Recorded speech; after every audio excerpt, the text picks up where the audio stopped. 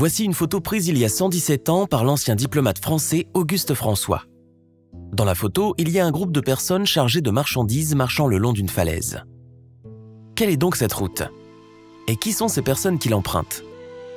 Entre les sommets escarpés, des câbles rouillés, sur ce chemin montagneux accidenté se trouvaient de profondes traces de sabots. Cette mystérieuse route ancienne fut appelée l'ancienne route du thé et des chevaux, car son existence dépendait principalement du thé et le plus important moyen de transport était le cheval. Quelle est donc l'histoire de cette mystérieuse route ancienne reliant le plateau du Qinghai, Tibet, à l'intérieur du pays? Il s'agit peut-être du passage d'échange entre les civilisations, le plus haut et le plus escarpé au monde. Il fut très prospère dans les dynasties des Song, des Tang, des Ming et des Qing.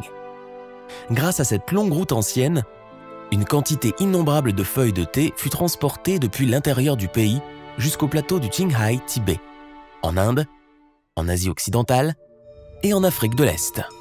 Aujourd'hui, la route donnant accès au Tibet est appelée la route céleste. Tout au long des siècles, une mystérieuse route céleste se dessina sous les pas des hommes et les sabots des chevaux des caravanes. Mais que ressentait-on en empruntant cette route? Dans un article de 1931, le journaliste américain Edgar Snow compara cette ascension à l'escalade d'un gratte-ciel encombré de graviers tranchants.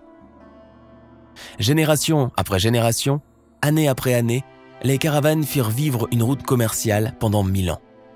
Même si ces caravaniers ne laissèrent aucun nom dans l'histoire, leurs empreintes de pas demeurent sur les rochers. Pendant la guerre de résistance contre l'invasion japonaise, l'armée japonaise tenta de bloquer complètement la Chine. Dans la lointaine province du Yunnan, le chemin de fer reliant au Vietnam et la route reliant au Myanmar furent tous les deux bloqués. Pendant cette période difficile, de silencieux caravaniers prirent leurs responsabilités et se mirent sur l'ancienne route du thé et des chevaux. Le plus grand nom commercial tibétain, Pondatsang, mobilisa plus de 2000 mules et chevaux pour livrer du matériel de guerre en affrontant les dangers des hauteurs. Après la fondation de la République populaire de Chine, des caravanes gérées par l'État firent leur apparition sur cette route ancienne. Ceux qui se déplaçaient autrefois avec leurs chevaux pour vendre du thé livreraient des matériels de vie inestimables à l'ethnie Dulong coupée du monde.